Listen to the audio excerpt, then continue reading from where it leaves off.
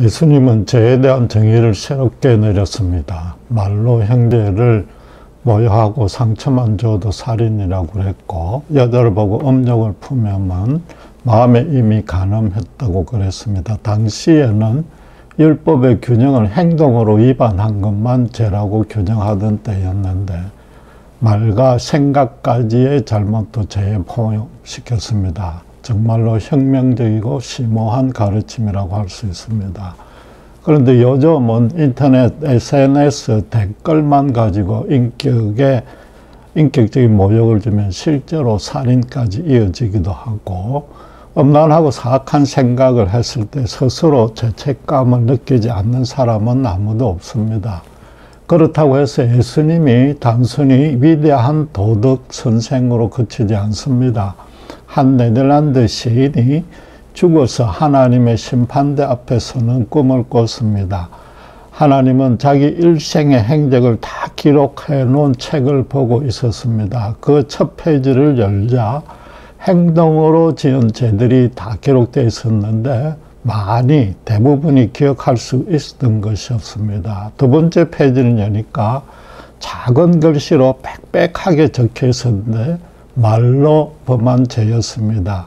기억나지 않는 것이 기억나는 것보다 훨씬 더 많았습니다. 세 번째 페이지는 현미경으로 봐야 알아볼 정도로 너무나 작은 글씨로 빈틈없이 적혀 있었는데 그건 생각으로 지은 죄였고, 기억나지 않는 것이 대부분이었습니다. 이제는 끝인가 보다 했는데 마지막 한 페이지가 더 남았는데 거기에는 글자로 기록된 것은 하나도 없고 완전히 새카만 먹지였습니다. 그래서 하나님 이게 무엇입니까? 물었더니 내 영혼 자체다. 그 영혼이 암흑뿐이라는 겁니다.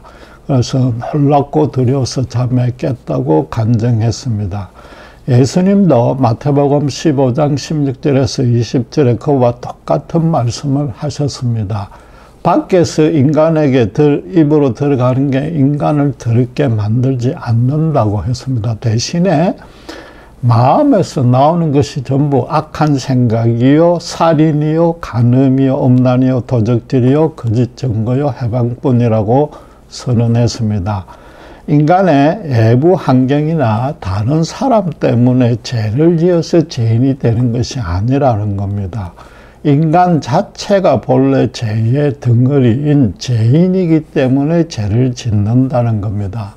예수님의 이 말씀은 바꿔 말하면 세상에는 두 종류의 종교뿐이라는 겁니다.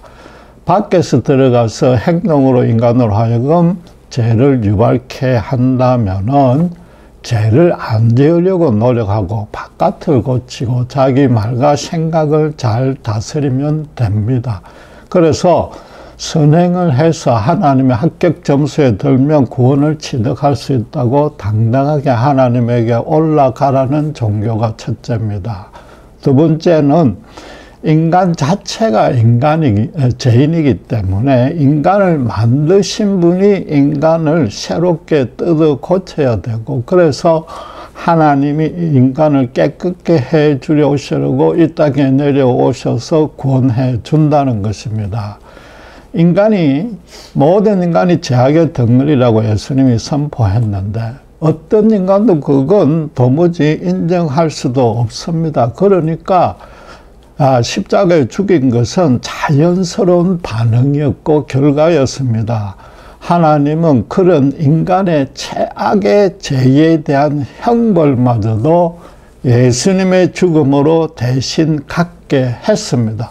그 은혜를 믿음으로 받아들이는 자는 성령으로 새 사람으로 거듭나게 해서 영생을 주는 것이 기독교의 구원인 것입니다. 여러분, 그런데 이 두 개 중에 하나는 반드시 진리이고 다른 쪽은 진리가 아닌 것은 분명한 것입니다.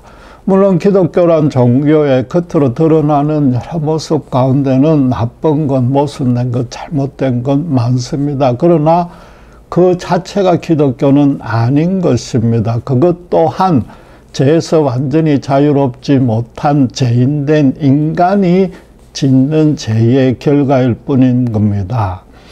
여러분, 여러분 자신의 영적인 실상을 방금 말씀드린 그 둘 중에 하나 어느 것에 해당되는지 정말로 진지하고 심각하게 고민해 보셔야 됩니다. 예수님 말씀하신 대로 마음에서 악한 생각이 나온다면은 또 여러분이 스스로 생각할 때 악과 선 중에 어느 것을 더 손쉽게 행하고 있는지 판단해 보면은 그 결정은 쉬울 겁니다.